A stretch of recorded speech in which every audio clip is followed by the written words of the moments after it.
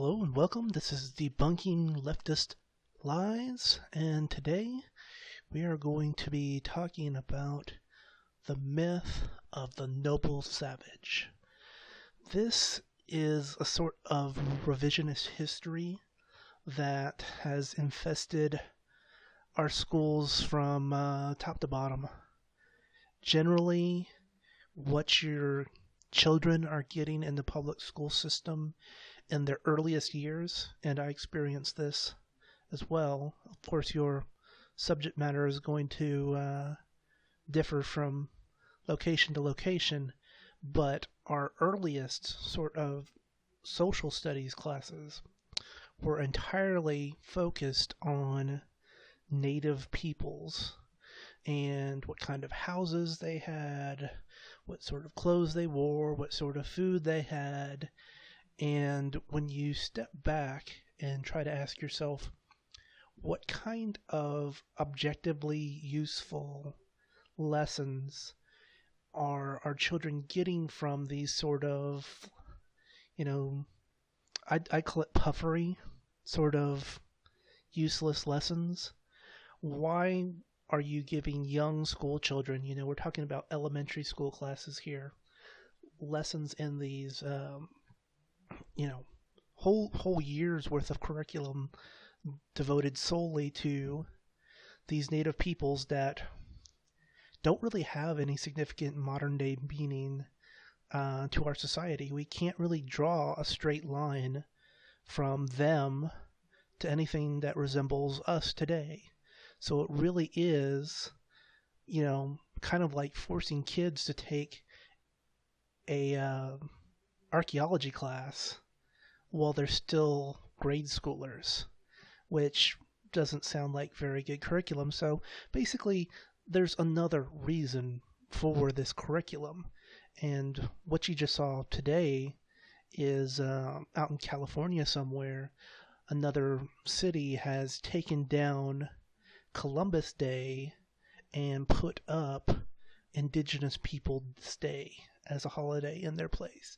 Now, whatever you might think of Christopher Columbus, yeah, he was a colonial. He did some violent stuff. He isn't single-handedly responsible for any sort of New World genocide. But really the only defense is Christopher Columbus was acting like every other individual group was acting like at that time. The myth of the noble savage is what the leftists put up to try to separate the winners from the losers in the game of colonialism.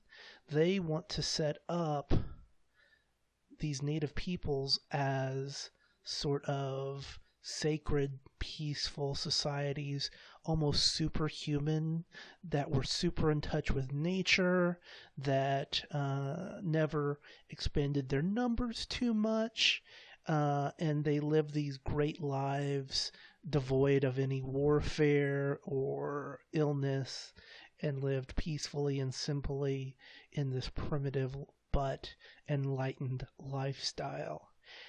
And that is where you just go off the rails into political myth, revisionist history from what primitive living was really like.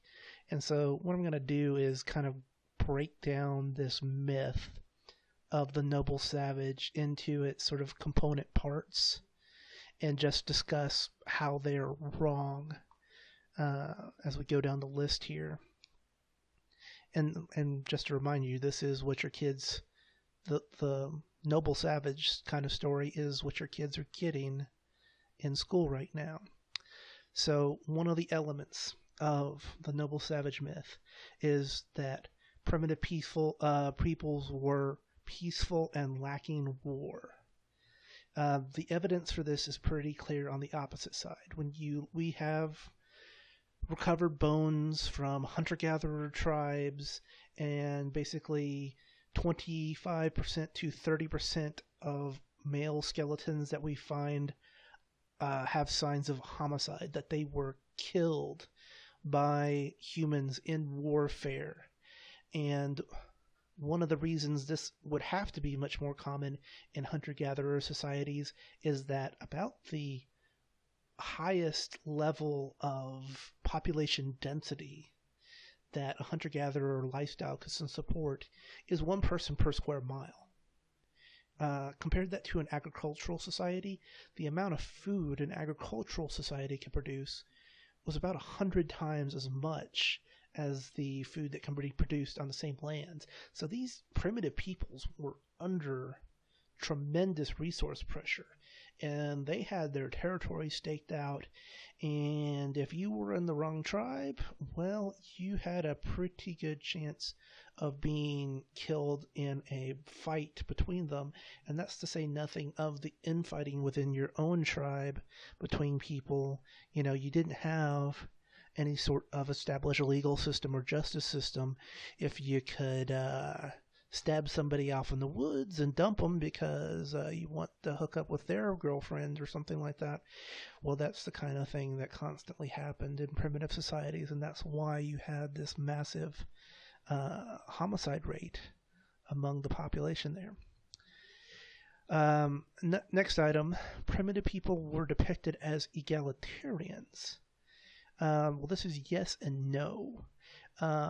This goes in general with socialism, is that because you had such a barely squeaking by system in the forms of hunter-gatherers and in the form of this primitive lifestyle, yeah, everybody had to work, and at the end of the day, everybody was pretty much poor, because not so much because there wasn't any desire to differentiate oneself from another. It's just that everyone was poor. So it wasn't egalitarian because there was redistribution from the rich. There was egalitarianism because everybody who managed to survive was poor, and if you didn't manage to survive, you were dead. So that's not really any sort of argument for redistributive society. It's just that there was no way to store a surplus. It was almost impossible to store a surplus. What are you going to do? Carry bales of wheat? They didn't have domesticated animals. The only way you stored food was if you got a little extra fat around your belly. So trying to go with a primitive communism kind of argument doesn't really work for modern arguments unless you want to be as poor and desperate as these sort of people were at the time. This kind of goes into, well, were there equality among the sexes? You know, because everybody had to work, but there was division of labor among these sexes, among hunter-gatherers. Men did most of the hunting, and women did most of the gathering. And the kind of leftist argument was that, oh, well, this shows that, you know, since everybody was working, there was more equality among the sexes. This is just another sort of desperation argument. The women worked because they absolutely had to. The alternative was pretty much starving. Everybody was cobbling together what they could. And the nastier side of the sort of sex relations and feminism thing that is absolutely false is most hunter-gatherer tribes were too small to be genetically diverse enough to reproduce within their own tribe. You know, you had, 7 to 10 people in a small tribe. In order to hit genetic diversity, you're talking about needing several hundred people in your tribe. And most tribes just weren't that big. And so most of the time what happened was when there was one of these frequent wars between one tribe and the other, the women ended up being the spoils of war. So if equality to you is being like a sex trophy taken by a rival tribe because, you're not in a diverse enough DNA pool to keep your DNA fresh from generation to generation, that was pretty much the standard operating procedure between these sorts of tribal conflicts.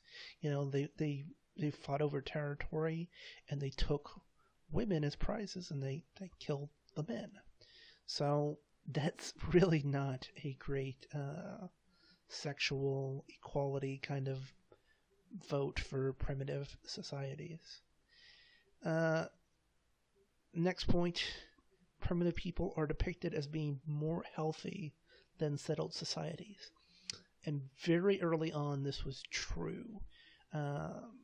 Hunter-gatherers had more diverse diets and were often larger than humans in early agricultural societies. But the appearance of hunter-gatherers as strong as healthy is a symptom of the harshness of the environment they had. If there was any sort of weakness or long-term illness that was present in a hunter-gatherer that caused them to be unable to keep up with the harshness of the constantly moving around and hunting, well, that member just didn't make it to adulthood. The death rate among children was about half and half. That every other child died in hunter-gatherer societies. This was both based on there being almost no available medical technology, and the fact that the environment was so demanding that only top physical specimens really had a chance of surviving in that kind of a primitive environment. And eventually, once so that agricultural societies developed enough medical technology and had enough of a trade network where they could have diverse food sources, they surpassed hunter-gatherers in terms of their living standards and health standards. Another point is, in this noble savage myth, is that primitive people were depicted as being more environmentally sustainable than settled peoples were. And this is true if you accept people dying left and right in constant warfare as the means of keeping people environmentally balanced. Basically, hunter-gatherers stayed in one space. They trashed the environment. They hunted all the animals. They gathered all the edible resources they could eat in the environment. And once they were done with that environment, they left it behind. So they left behind their environmental problems. It's sort of like creating a Fukushima and then we'll just move over here and saying that's an environmentally sustainable process.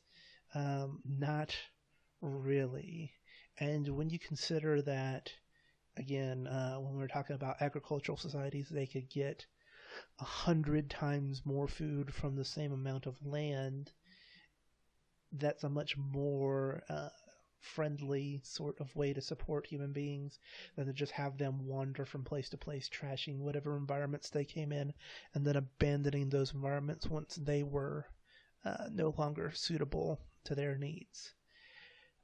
Another myth we get in these primitive societies is that they were technologically advanced. They go and they sort of cherry pick whatever sort of technological advancements that these primitive societies had and try to set them up as equals to the big European and Asian civilizations and try to put them in the same category in terms of their achievements as those civilizations. And really, there's only, in the New World, your big three are the Inca, the Maya, and the Aztec. And those had enough of the elements of what we consider civilization, which are usually settled cities, agriculture in some form, some sort of staple crop agriculture, writing systems, trade and specialization. Those were the ones in the New World that really hit those points well enough to be considered civilized. They were still early civilizations. They were barely Bronze Age, if that. They had primitive metalworking, but for the most part, they were still jabbing each other with pointy sticks and flints and that sort of thing. They weren't a high-level technological civilization. But, what they do is they go and cherry pick the best monuments, the best, some of them have these astrological kind of calendar monuments. And, if you're an agricultural society, what's going to be the sort of useful technology you want from your support staff? Your priestly class, your wise men, what do you want them to do for you? Well, a calendar, so you know when to plant your crops, is pretty far up the list of things you might want. So when you go to a lot of these temples, it's really like stage one technology. Please tell me when to plant my crops kind of tech. When these guys look at their astronomical calendars and things of that nature, it's not that it isn't impressive that they were able to achieve these things. It's just pretty far down the tech tree, to use a civilization term for you, compared to what European and Asian civilizations have been kicking out for hundreds and thousands of years before those civilizations had kicked around. And one of the things the left does is they take these advancements and they even romanticize them. They will attribute the sort of kind of myths and legends of these people, and they will attribute them entirely to tribes that didn't really make those contributions, because what they want to do as much as possible is try to set them up as superior people, both in nature and in deed, and make the European colonists look like evil, just not human on the same level, that they can't even be considered in the same category, that one was the peaceful defenders and the other was an aggressive attacker.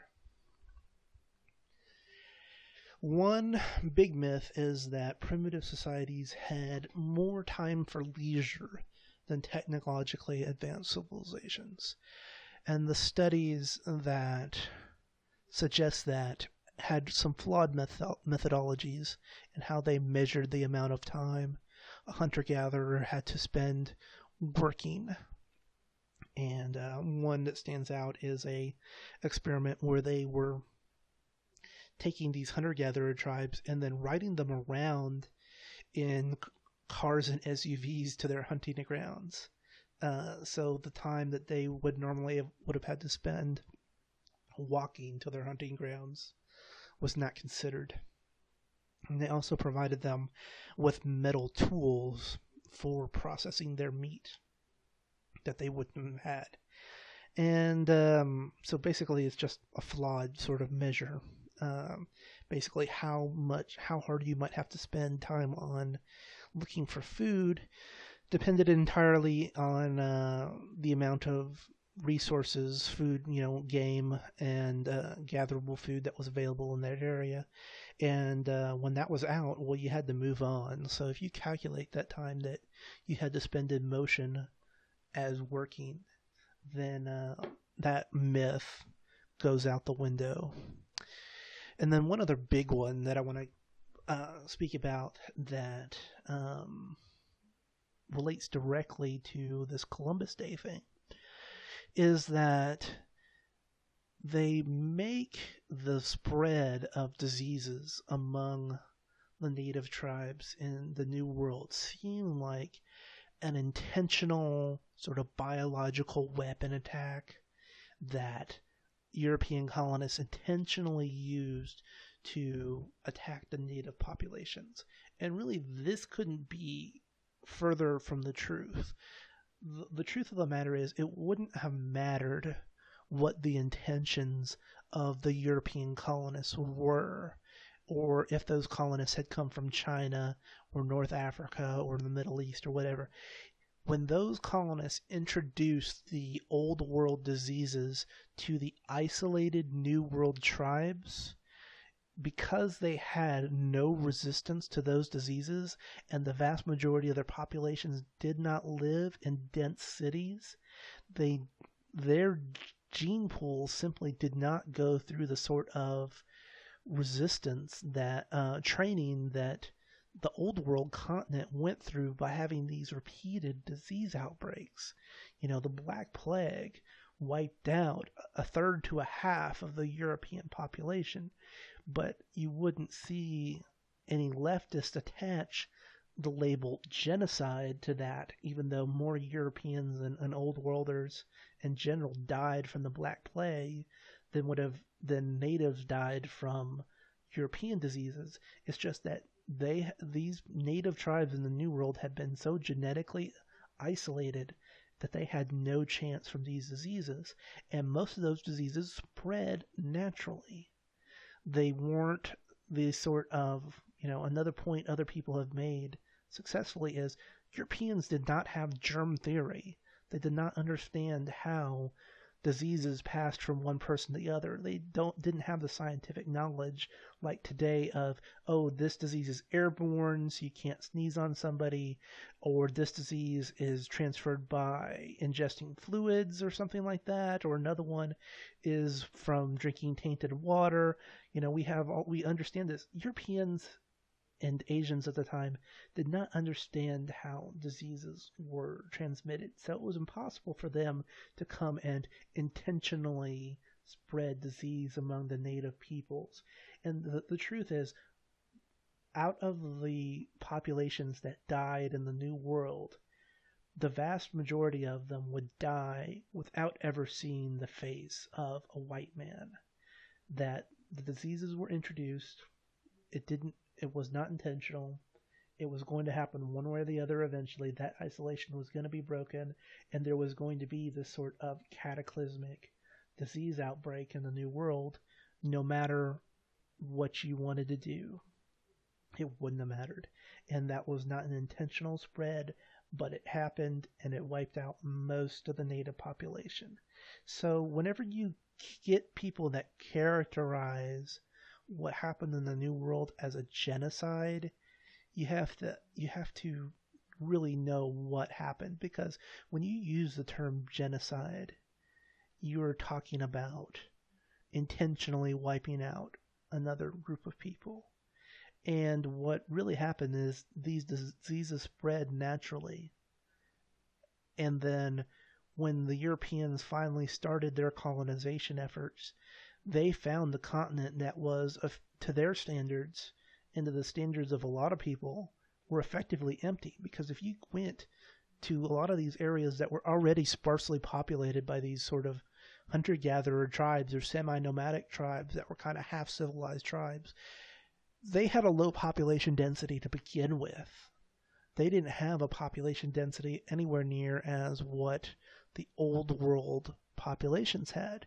So when you wipe out 90 to 95% through natural diseases of an already low population density, when the Europeans get there, they see an empty continent.